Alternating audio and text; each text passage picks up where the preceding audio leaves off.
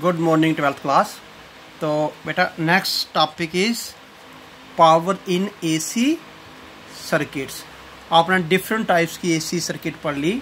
एक purely resistive circuit पढ़ी आपने, जिसमें फेस डिफरेंस 0 रहता था और ई और आई सेम फेस पे रहते हैं, कोई भी लीड नहीं करता। एल के केस में फाई जो है ग्रेटर देन 0 मीन पॉजिटिव, जिसमें ई लीड करता था आई को। सी के केस में फेस डिफरेंस नेगेटिव, जिसमें आई लीड्स करता था ई को, है ना।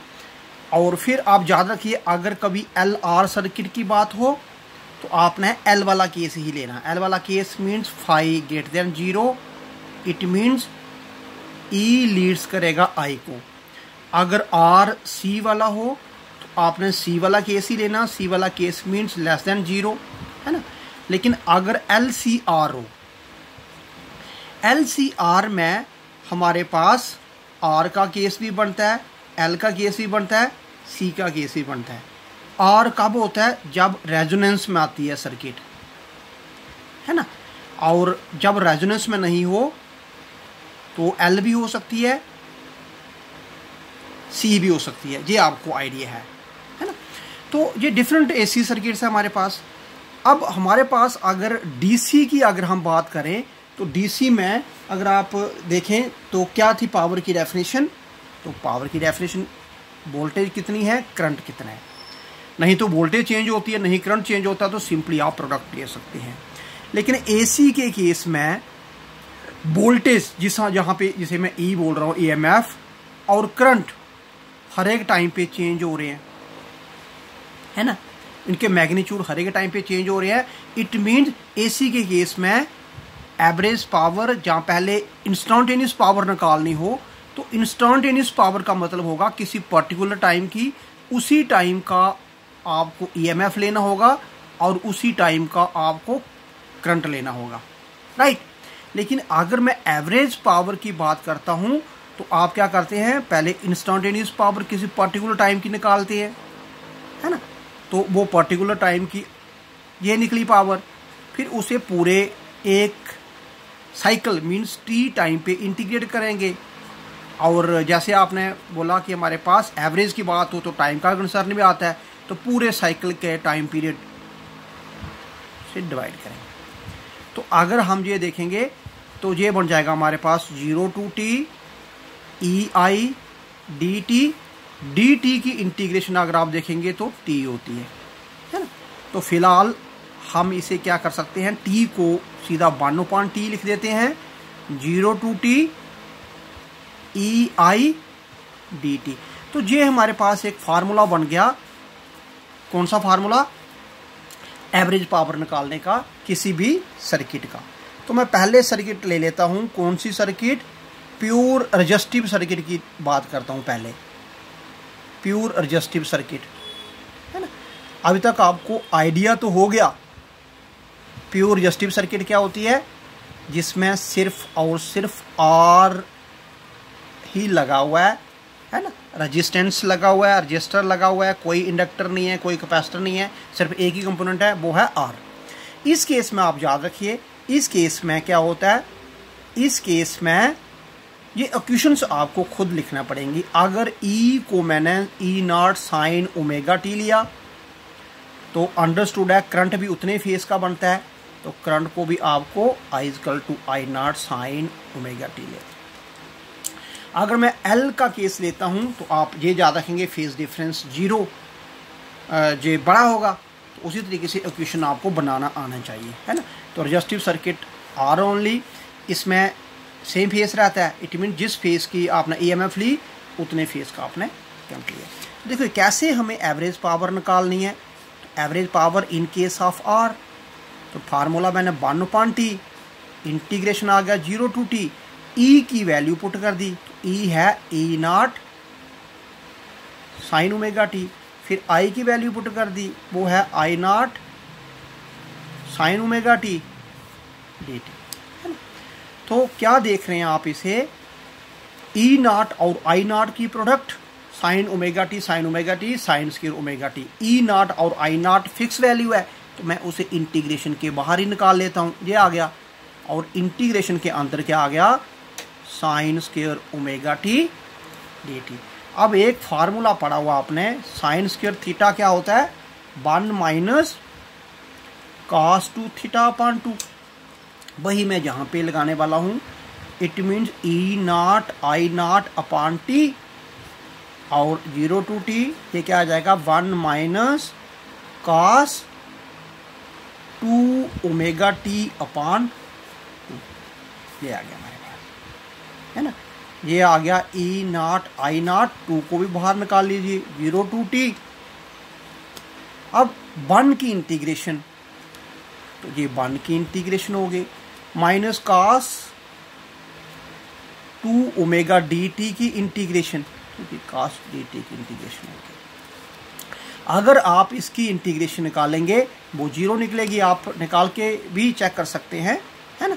तो जहाँ पे हमारे पास average power purely resistive circuit की क्या बन जाएगी, ये बन जाएगी E not I not upon 2t। जब डी टी की इंटीग्रेशन करेंगे आप, है ना, आप जहाँ पे करके देख लीजिए, D T 0 to T, D T की आएगी टी लिमिट 0 टू टी, पहले अपर लिमिट फिर लोअर लिमिट, इट मीन्स सिर्फ टी ही आंसर आएगा। तो इसका टी और इसकी इंटीग्रेशन आप चेक कर सकते हैं, वो 0 आएगी, है ना। तो ये आ गया, टी और टी कैंसिल हो गया। It means average power purely resistive circuit का क्या बनेगा, ई नॉट आई नॉट अपॉन 2, है ना। तो इसको मैं थोड़ा सा ऐसे लिख लेता हूँ, E not upon √2 I not upon √2। क्यों, √2 2 ही होता है। ऐसा लिखना से क्या हो गया, ये आपको पता है, ई नॉट अपॉन √2 क्या है, ई की रूट मीन स्क्वायर वैल्यू, और आई नॉट अपॉन √2 क्या है, आई की रूट मीन स्क्वायर वैल्यू। तो ये हमारे पास एवरेज पावर निकली इन case of purely resistive circuit. तो आगे मैं केस ले रहा हूँ average power purely inductive circuit. It means circuit में सिर्फ अगर इंडक्टर लगा हुआ है तब एवरेज पावर क्या निकलेगी, है ना। तो इस केस में आपको पहले पता है कि फेज डिफरेंस ग्रेटर देन 0 होना चाहिए, और फेज डिफरेंस ग्रेटर देन 0 है, इसका मतलब है अगर ई जो है E naught sine omega T आएगा तो अंडरस्टूड है कि करंट जो है उसका फेस ओमेगा टी से कम होगा कुछ, तो ओमेगा टी -5 ले लेता हूँ।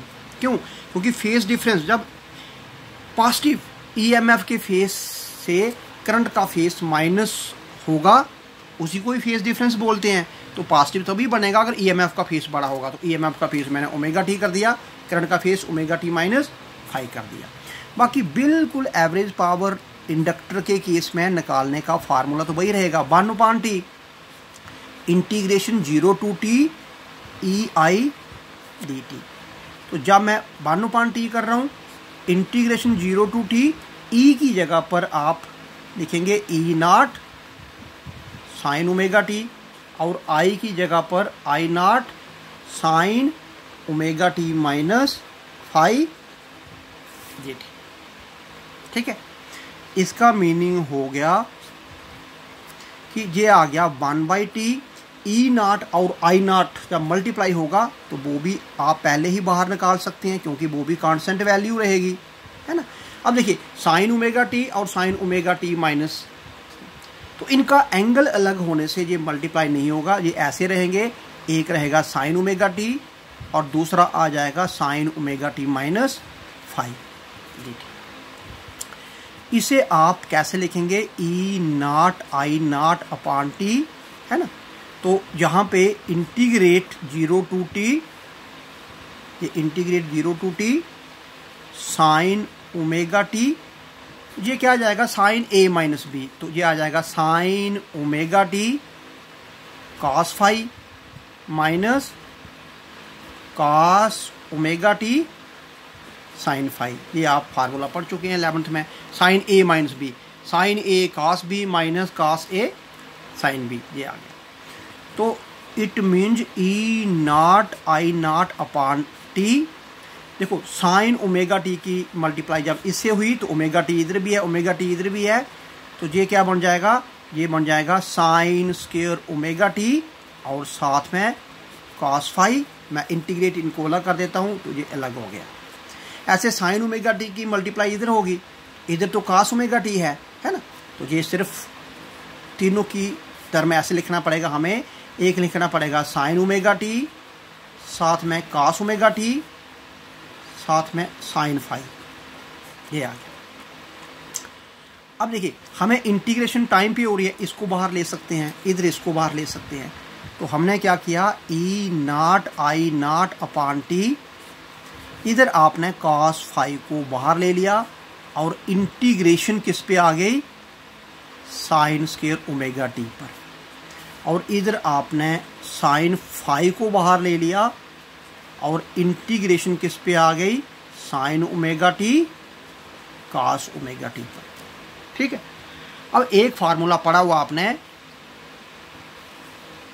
2 साइन ए cos ए साइन 2a के बराबर होते हैं। तो जहाँ पे एंगल तो सेम है, हमें 2 की कमी है, तो हम क्या करते हैं, इधर मल्टीप्लाई बाय 2 करते हैं, अंडरस्टूड है कि फिर डिवाइड बाय 2 भी करना पड़ जाएगा, है ना। तो ये तो फार्मूला बन जाएगा, 2 डिनोमिनेटर में ही रहेगा।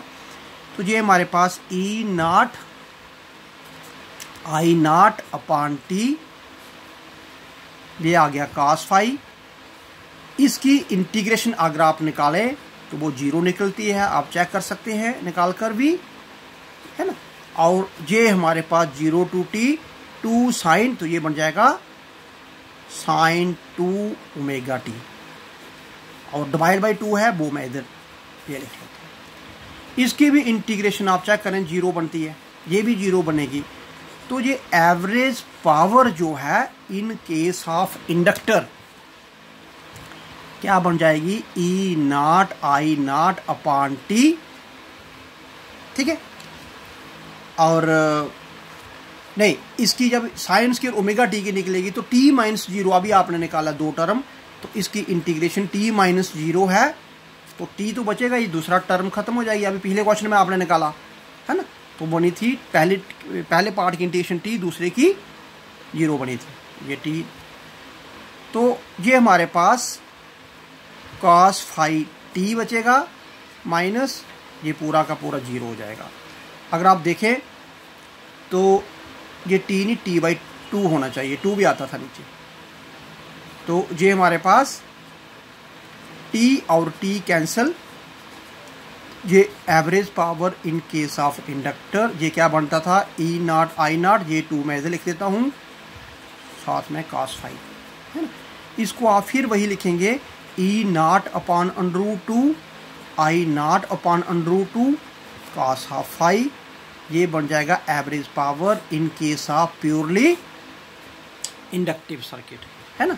इसको फिर आप इस तरीके से लिख सकते हो, E not upon √2 means E root mean square, I root mean square, साथ में cos फाई।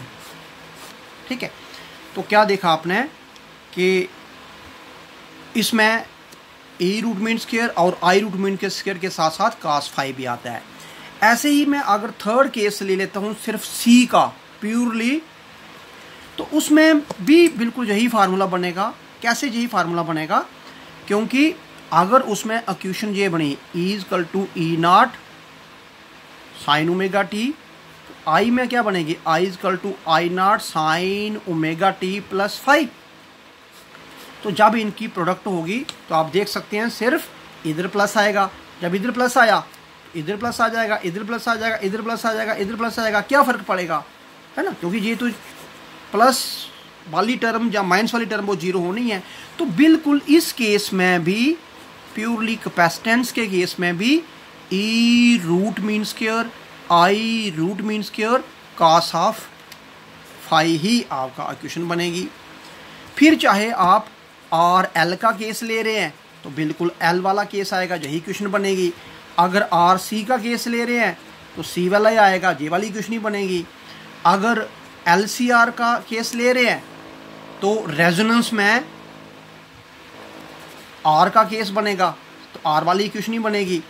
और अगर रेजोनेंस में नहीं होगा, नॉट रेजोनेंस, तो हमारे पास जहाँ एल का केस ले लिए, जहाँ सी का केस ले लीजिए, फार्मूला हमारे पास यही बनेगा।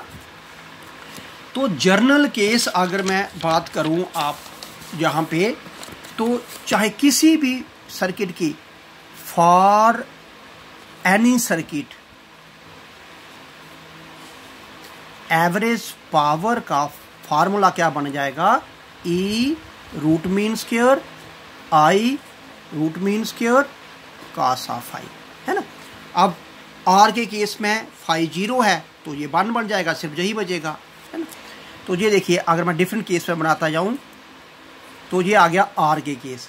आर का केस क्या बन जाएगा, root mean square I root mean square, ठीक है, क्योंकि कॉस 0 1 होगा और आर के केस में फाई जो है वो 0 होता है। अगर यही चीज़ मुझे एल के केस में निकालनी हो तो एल के केस में फाई जो है वो 90 होता है, तो ये 90 0 हो जाएगा, एवरेज पावर 0 हो जाएगी। अगर यही केस मुझे सी के केस में निकालना हो, सी के केस में भी फाई 90 होता है तो 0 हो जाएगा। बाकी आर सी के केस में भी 0 हो जाएगा, एल आर के केस में भी 0 हो जाएगा। अगर हम एवरेज पावर निकालते हैं एल सी आर रेजोनेंस के केस में, है ना, तो उस समय वो 0 नहीं होगा, वो आ जाएगा आर का case E root mean square I root mean square. लेकिन अगर रेजोनेंस का केस नहीं लेते हैं तो फिर 0 हो जाएगा, है ना। तो जिन सर्किट में एवरेज पावर 0 हो रही है ना, उनका करंट जो है उस करंट को बोलते हैं बार्टलेस करंट। बार्ट जो है पावर का यूनिट होता है, wattless current means powerless current. Powerless current it means purely resistive circuit और एलसीआर एट रेजोनेंस को छोड़कर जितने भी सर्किट हैं उसमें जो करंट है that current is without power. Powerless current means without power, है ना, तो उसको बार्टलेस करंट बोलते हैं। और जितनी भी बाकी सर्किट हैं, है ना, अगर आप सिर्फ आर और एलसीआर एट रेजोनेंस इन दो सर्किट को छोड़ दो तो सभी सर्किट की एवरेज पावर 0 निकलती है ना। क्यों 0 निकलती है, क्योंकि सभी सर्किट में फेज डिफरेंस जो है 90 निकलेगा और cos 90 की वैल्यू 0 होती है, तो ये 0 हो जाएगा। इसमें जो भी करंट है हमारे पास वो बार्टलेस होगा, अभी आपने बोला। और सिर्फ इन केस को छोड़कर इनमें जो करंट है वो करंट जो है बार्टफुल करंट होगा, क्योंकि इन दो सर्किट में जो करंट है उस करंट की एवरेज पावर भी है, वो एवरेज पावर 0 नहीं है ना, तो वो बार्टलेस करंट होगा। तो इस पॉइंट को भी याद रखें। एक छोटी सी टर्म आती है, what is wattless current, what is wattful current. तो बार्टलेस करंट का मतलब हो गया कि करंट विदाउट पावर, और एवरेज पावर का फार्मूला आपके पास है जर्नल, और सभी सर्किट की आप निकाल सकते हैं, क्योंकि सभी सर्किट का फेस डिफरेंस की वैल्यू आपको पता होनी चाहिए, जहाँ तो वो 0 होगी या 90 होगी, है ना। तो 90 का मतलब हो गया जहाँ तो ई लीड कर रहा है या आई लीड कर रहा है, तो सभी सर्किट में 90 होगी, सिर्फ 2 का केस छोड़कर प्योरली इंडक्टिव सर्किट या एलसीआर एट रेजोनेंस, है ना। क्योंकि एलसीआर एट रेजोनेंस में क्या होता है, वो भी आर की तरह बिहेव करता है, अगर आपने पिछला वीडियो ध्यान से देखा होगा तो ये हमारे पास सारा है कि क्या हमारे पास। और इसके साथ ही एक छोटा सा टर्म मैं और लेता हूँ, पावर फैक्टर। देखो पावर फैक्टर, अभी आपने बोला एवरेज पावर का फार्मूला क्या है, E root mean square I root mean square cos phi. ये जो cos फाई है ना, दिस इज कॉल्ड कब, तो cos फाई को यहां पावर फैक्टर बोलेंगे, पावर फैक्टर। तो निकालिए इसे, cos phi means average power upon E root mean square I root mean square आ जाएगा, है ना, ये आ जाएगा। तो ये अब देखिए इसकी वैल्यू जो है हमेशा क्या रहेगी, पॉजिटिव, एंड कभी भी 1 से बड़ी नहीं होगी, तो इट्स वैल्यू इज 0 और 1, है ना। What never greater than 1। क्यों? क्योंकि फाई जो है जहाँ तो 0 होगा या 90 होगा, और कोई वैल्यू आ ही नहीं सकती फाई की किसी भी सर्किट के लिए। जब 0 होगा तो कास 0 जो है 1 होता है, जब 90 होगा तो कास 90 जो है वो 0 होगा। तो किस किस केस के मैं एवरेज पावर फैक्टर, ये देखिए पावर फैक्टर की वैल्यू जो है वो 1 रहेगी प्योरली रेजिस्टिव सर्किट के केस में, जहाँ LCR जो है एट रेजोनेंस के केस में, और 0 रहेगी फॉर अदर्स। कोई भी सर्किट आप ले ले उनके लिए ये बाकी की जगह वैल्यू 0 रहेगी। Thank you very much.